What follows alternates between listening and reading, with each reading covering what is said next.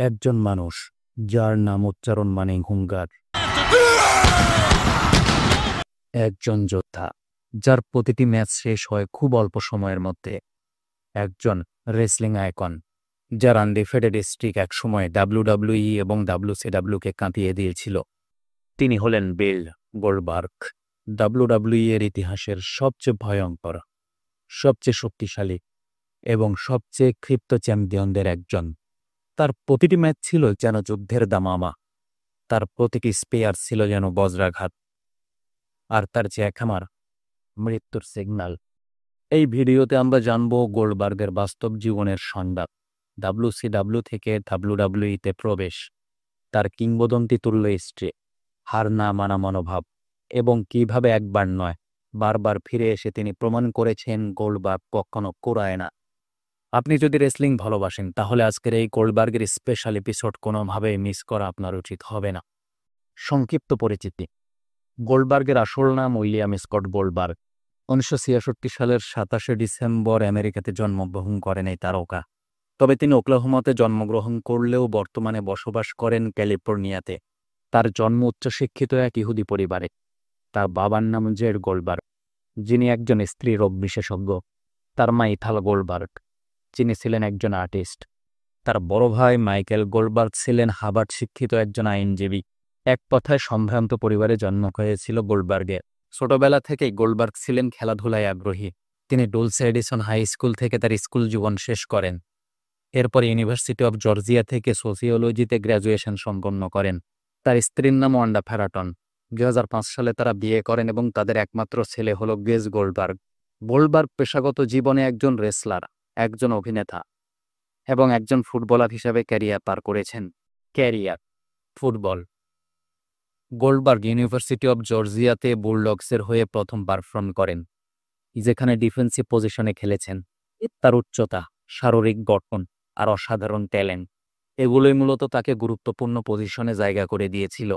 অলস্টিমের পরে তার ডাক আসে NFL, যেখানে 1990 সালে গোল্ডবার্গকে লস অ্যাঞ্জেলেস র্যামস দলে আনড্রাফটেড ফ্রি এজেন্ট হিসাবে যুক্ত করা হয়। তিনি কিন্তু তখন ড্রাফটে নির্বাচিত হননি। ফিটনেসের কারণে মূলত তাকে প্রাথমিক পর্যায়ে ট্রেনিং অবস্থায় রাখা হয়। 1992 সালে গোল্ডবার্গ খেলেন world league of America football, যেখানে তার দল ছিল সাক্রামেন্টো সার্জ। তিনি ওয়ার্ল্ড বল চ্যাম্পিয়নশিপ জিতে নেন। 1992 সালে গোল্ডবার্গ সাইন করেন আটলান্টা ফ্যালকনসের সঙ্গে, যেখানে 14টা অফিসিয়াল ম্যাচ খেলেছেন। 1995 সালে ক্যারোলিনা প্যান্থার্স তাকে সাইন করায়, তবে প্রি সিজনে ইনজুরির কারণে তাকে রিলিজ করে দেওয়া হয়। এই ইনজুরি মূলত তার NFL ক্যারিয়ার শেষ করে দিয়েছে। রেসলিং: গোল্ডবার্গ NFL থেকে বাদ পড়ার পরে খুবই হতাশার মধ্যে পড়েন। কি করবেন ভেবে পাচ্ছিলেন না, বলা যায় একেবারে ভেঙে পড়েছিলেন। তিনি এ সময় জিমে অনেক সময় ব্যয় করা শুরু করেন, যেখানে তার দানবীয় গঠন এবং জিম করার ক্ষমতা সবাইকে অবাক করে দিত। WCW এর রেসলার ডায়মন্ড ডালাস পেজ তাকে একদিন জিমে দেখে অবাক হয়ে যান। তিনি গোল্ডবার্গকে বলেন, তুই কিন্তু রেসলিং ক্যারিয়ার করতে পারিস, তোর যে দেহ সেটা রেসলিং ভক্তদের কাছে দারুণ আকর্ষণীয় হবে। তিনি তাকে সাথে করে নিয়ে WCW এর অফিসিয়ালদের সঙ্গে পরিচয় করিয়ে দেন। গোল্ডবার্গ ভর্তি হন WCW এর পাওয়ার প্ল্যান্টে, যা ছিল WCW এর অফিসিয়াল রেসলার তৈরি করার ঘাঁটি, যেখানে তাকে ফিজিক্যাল, টেকনিক্যাল এবং পারফরম্যান্স ট্রেনিং দেওয়া হয়। গোল্ডবার্গ ছিলেন এতটাই শক্তিশালী এবং একাগ্র, যেটা দেখে কোচরাও কিন্তু চমকে গিয়েছিলেন। 1997 সালের 22 সেপ্টেম্বর গোল্ডবার্গ তার WCW ডেবিউ করেন, যেখানে তার বিপক্ষে ছিলেন মোরাস। গোল্ডবার্গ ম্যাচটাতে খুব দ্রুত জয় পান, যেটা দেখে দর্শকরা পর্যন্ত চমকে যায়। তার সিগনেচার মুভ স্পেয়ার আর ফিনিশার জ্যাকহ্যামার দিয়েই তিনি ম্যাচ শেষ করেন। তখন থেকে মূলত তার অপরাজিত স্ট্রিক শুরু হয়। গোল্ডবার্গ এরপর WCW-তে টানা 173 ম্যাচ জিতে ইতিহাস গড়েন, যা আজও কিংবদন্তি হয়ে আছে। তার রেসলিং স্টাইল ছিল রুক্ষ, বাস্তবসম্মত এবং একেবারে বাস্তব যুদ্ধের মতো। WCW তাকে কিন্তু একজন বিস্ট বানিয়ে ফেলেছিল। গোল্ডবার্গ তার স্ট্রিকের মধ্যে WCW US টাইটেল জিতে নেন। তার বিপক্ষে ছিলেন রাভেন। এটি ছিল তার প্রথম চ্যাম্পিয়নশিপ। WCW এর ইতিহাসের এক ঐতিহাসিক রাত। মন্ডে নাইট রোতে গোল্ডবার্গ মাত্র কয়েক মাসের অভিজ্ঞতা নিয়ে মুখোমুখি হন হাল্ক হগানের, যেখানে 40,000+ দর্শকের সামনে হগানকে হারিয়ে WCW ওয়ার্ল্ড হেভিওয়েট চ্যাম্পিয়ন হন। এরপর কেভিন ন্যাশ, স্কট হল, লেক্স লুগার, স্টিং, ব্রেট হার্ট এই সকল লিজেন্ডদের সঙ্গে তিনি ম্যাচে অংশ নেন। 1998 সালের শেষে স্ট্রিক ভেঙে যায় স্টার ক্যাডে কেভিন ন্যাশের সঙ্গে, এটি ছিল বিতর্কিত, তবে যেহেতু তিনি হেরেছেন আর স্ট্রিক ভেঙেছে, তাই এ পর্যন্তই তার স্ট্রিকের সমাপ্তি। এই হারের পরে ডাব্লিউসিডাব্লিউ অনেক বিভ্রান্ত সিদ্ধান্ত নেয়, যেমন গোল্ডবার্গকে হঠাৎ করেই হিল হিসেবে সামনে নিয়ে আসা, যেটা দর্শকদের মধ্যে ব্যাপকভাবে নেতিবাচক প্রভাব ফেলে। ডাব্লিউসিডাব্লিউ এর রেটিং ক্রমশই কমতে থাকে, আর গোল্ডবার্গের চরিত্রে তুলে ধরার মতো তেমন কিছুই নাই।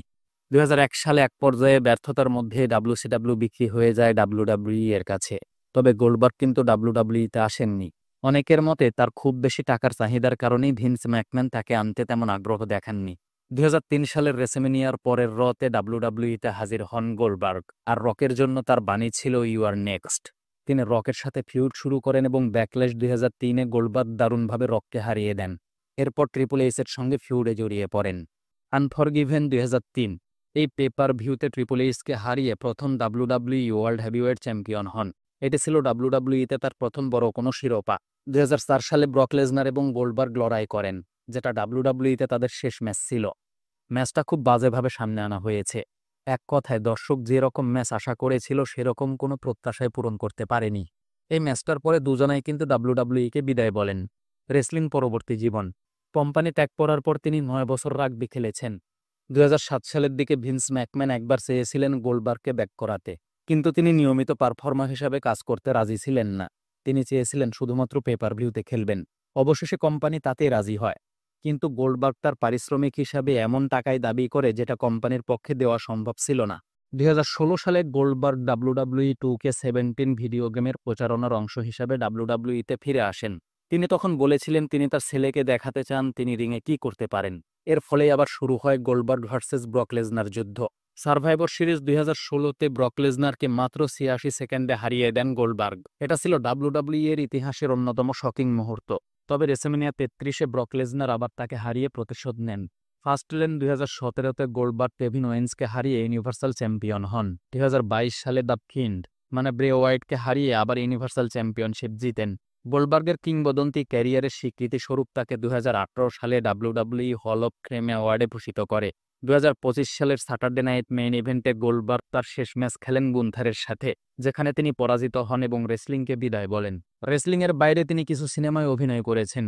এছাড়া মাঝে মাঝে টিভি শোতে তাকে দেখা যায়। আয় এবং সম্পদ। গোল্ডবার্গ পারিবারিকভাবেই ধনী। এছাড়া তিনি যখন ডাব্লিউডাব্লিউইতে প্রবেশ করেন তখন তার বেতন ছিল বছরে $1 মিলিয়ন, আর শেষ পর্যন্ত সেটা ম্যাচ প্রতি $2 মিলিয়ন পরিণত হয়। এছাড়া ম্যাচ বোনাস এবং মার্চেন্ডাইজ সেলের পেমেন্ট তো আছেই। চলুন তার আয় এবং আয়ের উৎসগুলো দেখা যাক। ডাব্লিউডাব্লিউই থেকে তিনি চুক্তিবদ্ধ অবস্থায় বছরে আয় করেছেন $8 থেকে $10 মিলিয়ন। সিনেমা এবং টিভি শোতে তার বছরে আয় হয়েছে $3 থেকে $4 মিলিয়ন। মার্চেন্ডাইজ এবং স্পন্সরশিপ থেকে আয় করেছেন $2 মিলিয়ন। রিয়েলিটি শো এবং শো হোস্টিং থেকে আয় হলো $1 থেকে $2 মিলিয়ন। ব্যক্তিগত ব্যবসা এবং ব্র্যান্ড চুক্তি থেকে আয় হয় $1 মিলিয়ন বেশি। শারীরিক গঠন: উচ্চতা 6 ফিট 4 ইঞ্চি, ওজন 121 কেজি, বুকের মাপ 50 ইঞ্চি, কোমরের মাপ 36 ইঞ্চি, পেশির মাপ 20 inch. Finisher move: jackhammer, signature move, spear, military press power slam, sock slam, shoulder block, spinebuster, running spare.